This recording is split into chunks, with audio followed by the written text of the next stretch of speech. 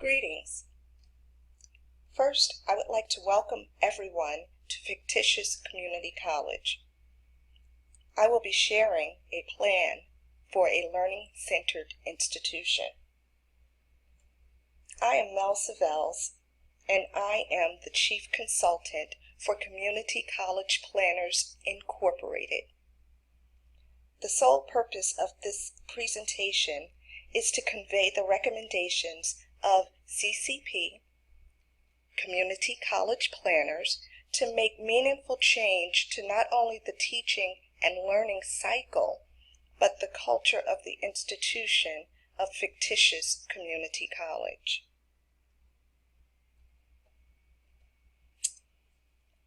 I want to start with a picture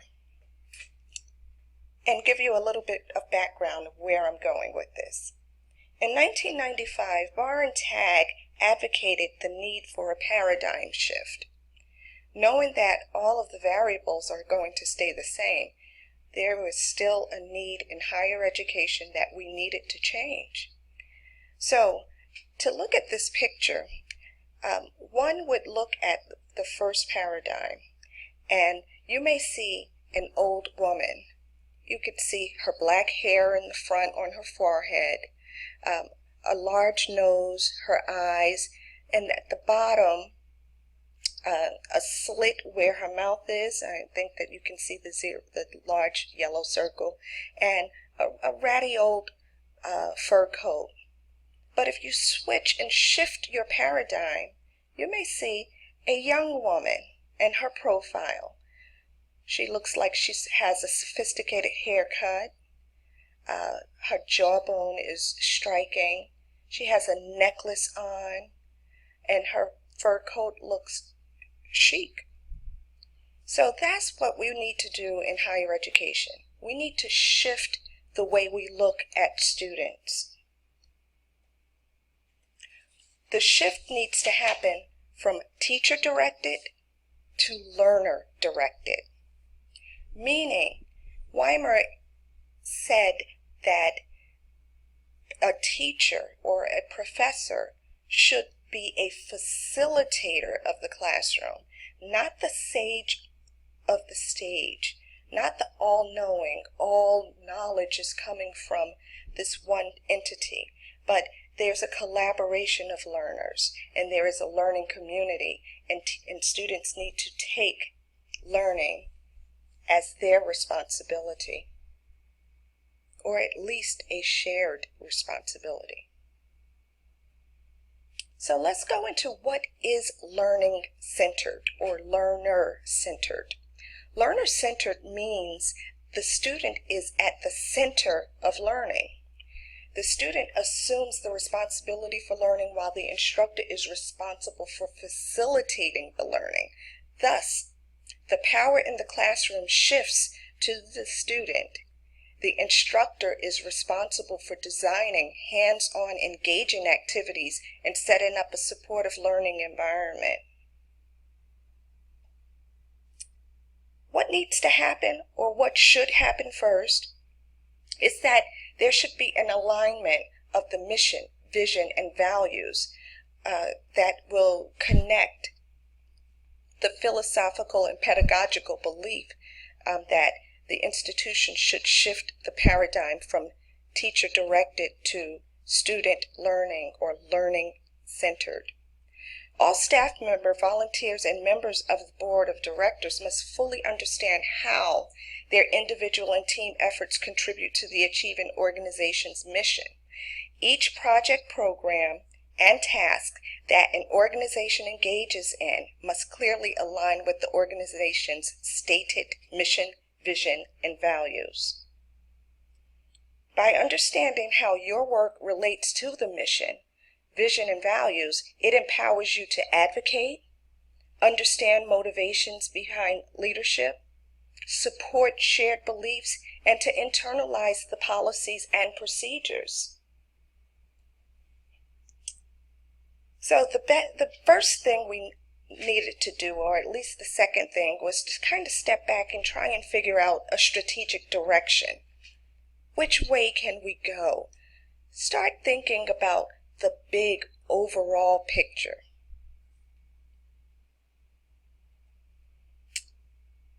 So when we have a large overall picture, we need to break that down into frameworks and timelines.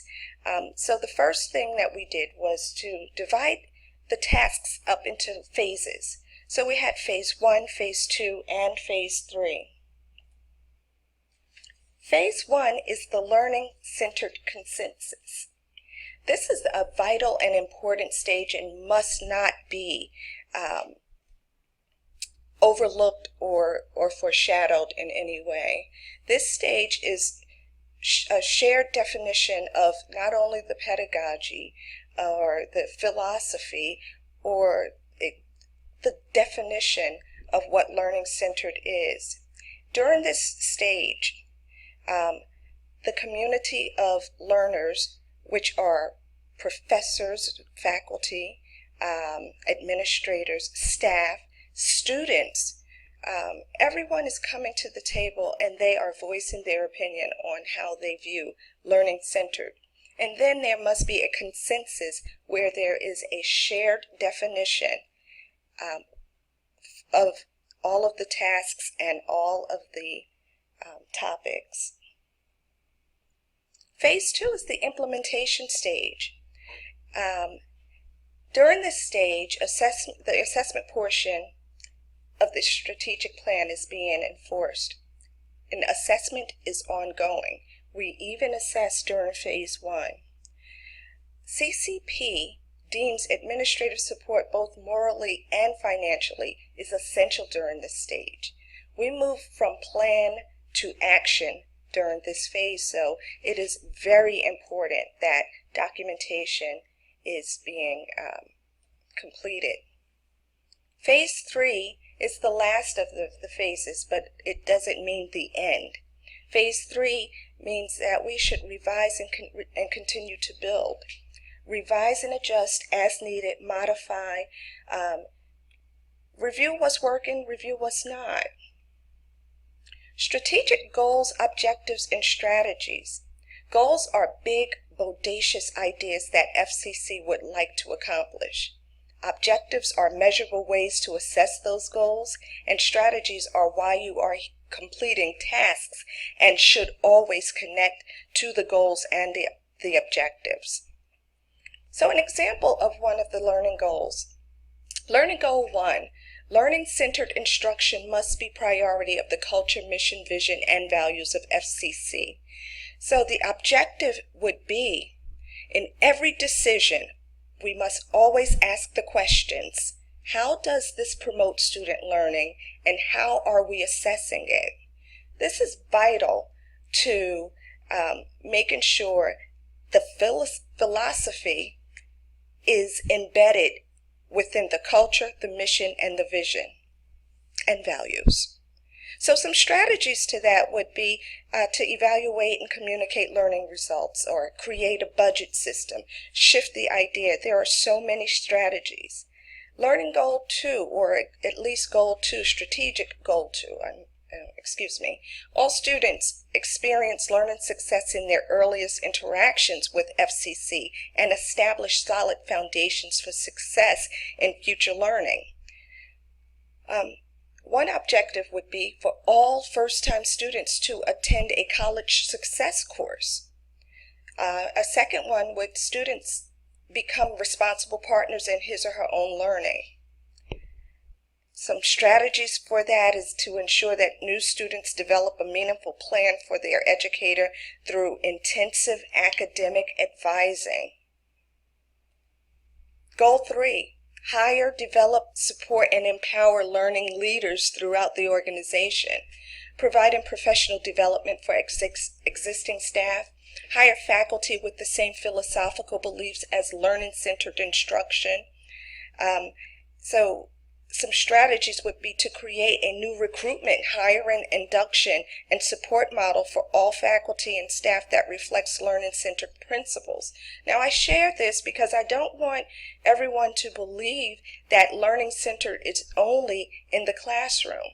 Learning-centered is the entire culture of fictitious community college. And if we're going to shift the paradigm in instruction, we need to shift the paradigm all throughout. Some other goals that must be included in a strategic plan would be the goal for developmental education, a goal for guided pathways for completion. Technology is evolving constantly. And of course, making sure we have meaningful, updated resources. So in conclusion, current practice is ineffective. Fictitious community colleges taking a bold step in the 21st century and beginning the transformation process from teacher-directed to learning-centered. We must prioritize learning through student focus and concepts. Faculty buy-in and ownership is crucial. And finally, building respectful, reciprocal relationships with students, instructors, staff, maintenance, everyone who is on campus to enhance the learner's experience is only the right thing to do. I appreciate your time. I thank you, and I hope if you have any questions, you would reach out to me. Again, thank you very much.